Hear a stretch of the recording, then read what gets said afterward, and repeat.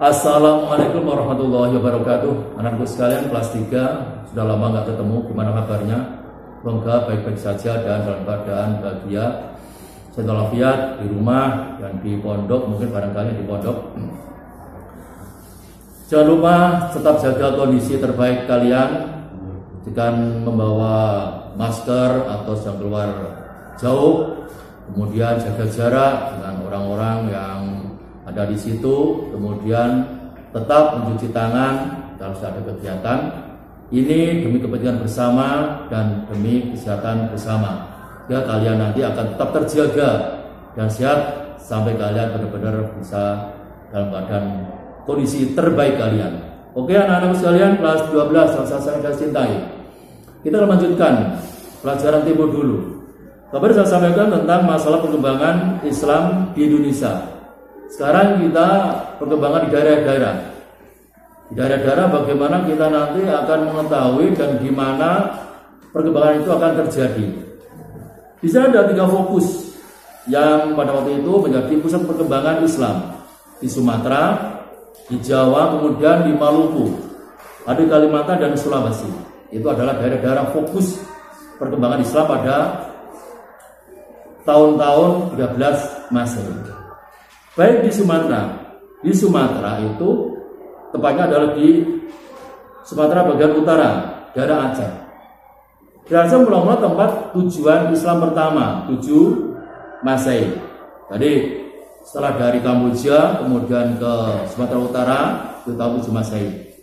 Di sana karena memang pusat pertemuan para saudagar Muslim dari Arab, kemudian berkembang lamanya adaptasi dan lamanya interaksi antara orang-orang dan orang-orang Indonesia di Sumatera, di Aceh itu, sehingga tepatnya pada 13 Masehi, abad 13 Masehi, di sana terjadi suatu perdagangan yang datang dari berbagai penjuru, termasuk dari Malaka, dari Jawa, dan termasuk juga dari Arab, saudagar dari Arab. Karena besarnya pertemuan disitulah ya, juga menjadi semakin besarnya Islam berkembang di sana. Ya. Karena apa? Karena secara otomatis di samping orang-orang Arab itu berdagang, dia mempunyai misi dakwah Islam. Jadi dia tidak hanya berdagang mencari uang saja, mencari duit, tapi dia berdagang untuk juga hidup mencari ridha Allah dengan cara dia menyebarkan agama Allah, yaitu dinul Islam. Itu ada di daerah Sumatera. Jadi Sumatera pusatnya ada di Sumatera Utara, di Aceh. Itu sebagai pusat perkembangan Islam. Kemudian di Jawa. Di Jawa berbagai penelitian awal 1082 Masehi di daerah Gresik ditemukan sebuah nisan Fatimah binti Maimun. Ini adalah orang Arab yang meninggal di Gresik. Tetapi karena itu baru satu penemuan, tidak cukup untuk sebagai bukti bahwa Islam telah berkembang atau Islam telah merakyat. Penelitian terus dilanjutkan hingga sampai abad ke-13 ditemukan bukti-bukti pendukung. Artinya apa? Karena tadi baru satu, maka butuh objektivitas di dalam bukti-bukti perkembangan Islam di Jawa. Jadi ditemukan beberapa nisan, termasuk Tirtoloyo, Triwulan dan Gresik. Artinya itu adalah nisan orang-orang Islam, orang-orang Arab. Jadi dengan adanya orang Arab yang meninggal waktu wafat di Gresik, menunjukkan bahwa itu Islam telah dibawa oleh orang tersebut dan Islam dinyatakan banyak pengikutnya di sana. Karena apa? Yang meninggal tidak hanya 1 orang, 2 orang, tetapi cukup banyak dan tempat yang banyak juga, termasuk Tiroloyo, Triwulan dan Gresik. Kemudian penelitian berikutnya tahun 1416 catatan Mahuan dari Cina. Dia mempunyai data bukti bahwa di Gresik, Pelabuhan Gresik, Jawa Timur, ditemukan beberapa orang atau beberapa masyarakat Muslim ya, yang berada di sana. Ini menunjukkan bahwa karena itu sudah banyak orang ditemukan, ini sebagai bukti adanya perkembangan Islam di Jawa yang berusaha di Gresik. Kemudian pada abad 15 Masehi, nanti pada tahun berikutnya, di Jawa Timur terjadi suatu perubahan politik karena ada kemunduran Kerajaan Majapahit di Mojokerto. Sehingga dengan mundurnya atau dengan semakin kemunduran Kerajaan Majapahit ini, maka pertebaran agama Islam semakin leluasa karena tidak ada atau penghalangnya semakin sedikit leluasa, yaitu seperti di Pelabuhan Tuban dan Gresik, semakin banyak sehingga bisa merambah karena di sana itu ada santri-santri dari Maluku, sehingga bisa menyebar sampai ke daerah Maluku, Masjid Maluku. Dan juga karena sudah semakin banyak, maka Islam bisa berkembang meluas sampai Jawa Tengah, termasuk Pelabuhan Demak, yang mana Demak semakin menjadi pusat penyebaran Islam. Di samping Demak juga sampai ke pesisir bagian utara Jawa, termasuk Jawa Barat, yaitu Sunda Kelapa, kemudian Banten dan Cirebon. Ini adalah daerah potensial. Artinya apa?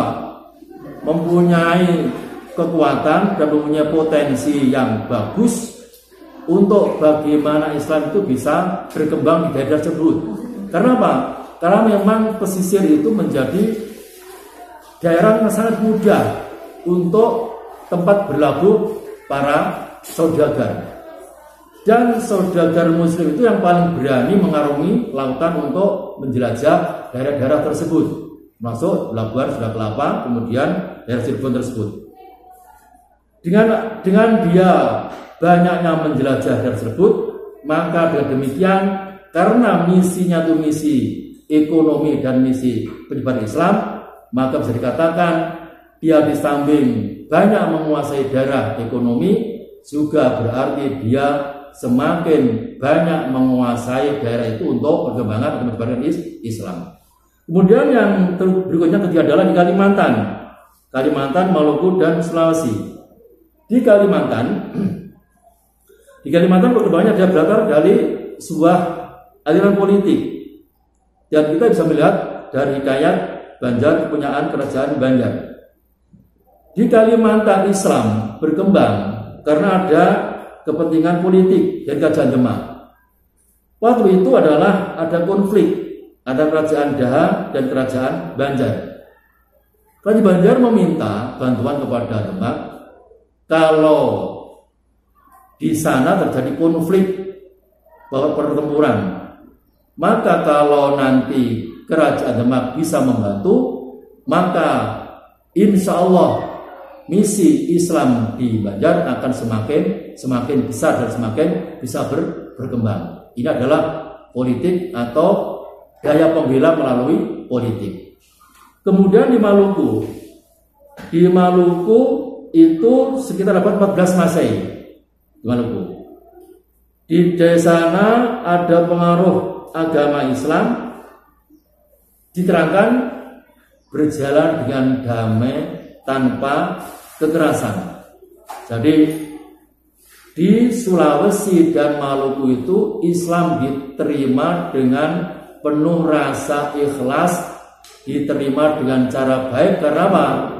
Penyampaiannya itu tanpa paksa, menghargai orang-orang penduduk di situ, dan budayanya pun tidak langsung dihapus, tapi melalui penyesuaian budaya, sehingga dia tidak terasa kalau Islam masuk dengan cara damai dan dengan cara kooperatif, katakan demikian, tanpa kekerasan, dan tetap menghargai kondisi di daerah tersebut, yaitu melalui perdagangan. Karena di sana itu tempat termasuk lalu lalangnya pelayaran internasional, yaitu di Malaka, Jawa dan Maluku, maka disitulah sangat potensialnya orang-orang melalui daerah itu sambil dia berada di sana, sambil dia itu menyebarkan Islam. Sehingga apa? Karena sifat internasional, maka semakin banyak orang berkunjung dan Islam semakin banyak disebar oleh orang-orang Gujarat, orang-orang Arab. Kemudian di Maluku, di Sulawesi, sekitar abad 16 Masehi, karena juga terjadi penyebaran Islam di daerah itu, yaitu dengan cara adanya konversi pusat kekuasaan. Artinya apa? Konversi itu adalah perubahan pemahaman Islam.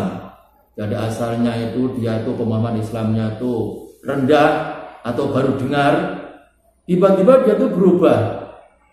Oh, ternyata agama yang saya peluk nggak cocok. Ini ada agama terbaru yang bagus. Dan di daerah kerajaan tersebut ternyata bisa diterima. Artinya apa? Di sana itu kerajaan menjadi pusat ikutan orang. Jadi kalau rajanya itu Islam dan mengajarkan nilai-nilai kehormatan, nilai-nilai harga diri kepada rakyatnya, secara otomatis rakyatnya tetap mengakui kebaikan, mengakui kejujuran, mengakui identitas seorang raja. Misalnya karena raja itu jujur, melihat Islam adalah agama yang mengajarkan kejujuran, otomatis rakyatnya pun ikut juga mengakui kejujuran rajanya. Kalau rajanya itu mengajarkan tentang hak asasi manusia, maka timbul konversi perubahan paham. Kalau agama yang dipeluk dulu itu tidak mengajarkan sebuah hak asasi manusia, tetapi setelah dia memahami Islam, ternyata Islam menghargai hak asasi manusia. Rakyat pun kecil tetap dihargai, golongan menengah tetap dihargai seorang raja. Inilah nilai-nilai Islam yang sampai sekarang tetap diakui kebaikannya, bahwa Islam itu menghargai seluruh suku, baik dari sudra atau golongan menengah ke bawah, orang-orang miskin sampai orang yang tidak punya. Islam tetap menjadi agama yang menghargai mereka. Karena apa? Harga diri seseorang Islam tidak tergantung kepada harta bendanya dan kekayaannya, tapi in akramakum indallahi atqakum. Kemuliaan orang Islam itu adalah tergantung ketakwaannya kepada Allah Subhanahu wa ta'ala. Dia tergantung kepada kekayaannya, jabatannya, atau status sosial di masyarakat. Oke, anak-anak sekalian, karena waktu sudah terhitung selesai, maka saya akhiri di sini. Semoga ada manfaatnya. Saya akhiri. Assalamualaikum warahmatullahi wabarakatuh.